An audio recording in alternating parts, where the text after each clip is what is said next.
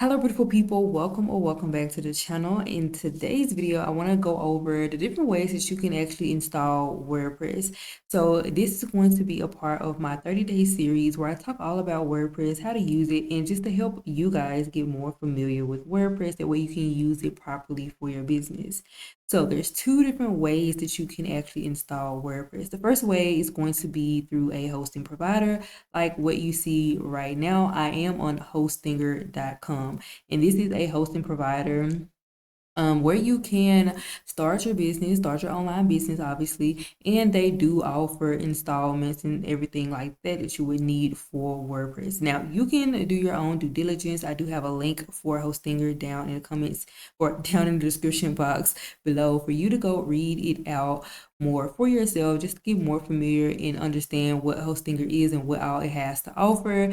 And also, if we were to just scroll back up, they do even have a pricing page right here so that you can see the different types of pricing for web hosting. You can do a lot of other stuff like VPS hosting. This is actually what I'm currently using right now. And if you guys want a full tutorial on my particular setup, I can definitely do that. I'm not going to go over that in this video, but I am using a VPS hosting since I host other websites underneath my hosting. So yeah, you guys can go, like I said, the link is down in the description box.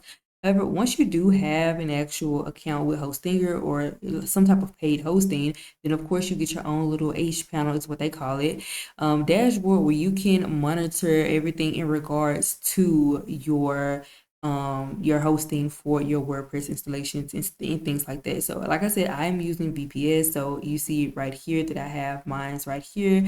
And yeah, that's pretty much going to be one of the ways you can do this. And of course, they have other tabs over here. So if you go over here again underneath the websites, you even get more details about hosting and different plans that you can do. So again, if you guys want that tutorial for my individual setup, just comment it down below and I got you. But hosting is going to be that first way that you can install WordPress on your website.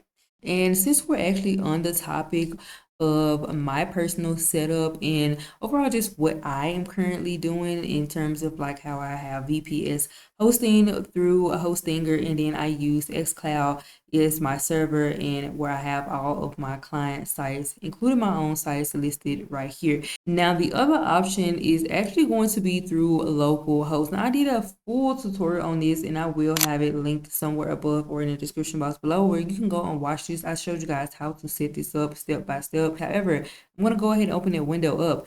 Here is this testing site that I currently just created like a few minutes ago before I started filming.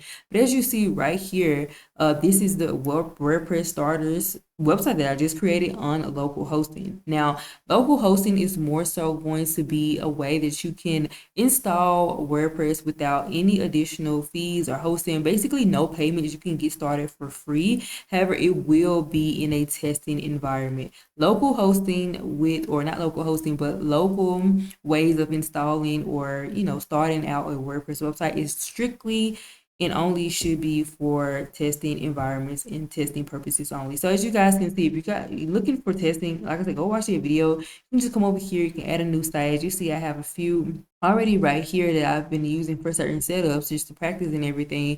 And you have all your details right here and you can easily just one click log in, which is currently this site or this interface right here. So this is the second way that you can install WordPress. And as you see, I can actually go through here and start building out a website just as normally as I would with a hosting plan. The only difference is, like I said, through local.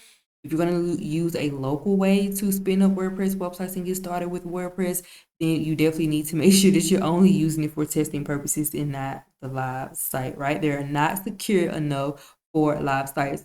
They're only for testing purposes, but it does give you exactly everything you need. Everything works. You can go through the plugins. You can go through the themes. If you click on add theme right here, you'll be able to visit, or not visit, but see all of the different themes just as you would for a live site to get that sort of practice with WordPress. Now, those are the two ways you can install WordPress to either start testing or if you want to go ahead and launch your actual website. Now, be sure you guys are already subscribed to the channel and your bell notifications are on, because in day 3, we will be going over this little generals settings tab right here, and we can go over some basic settings that every single WordPress website should have. Now, that completes this video.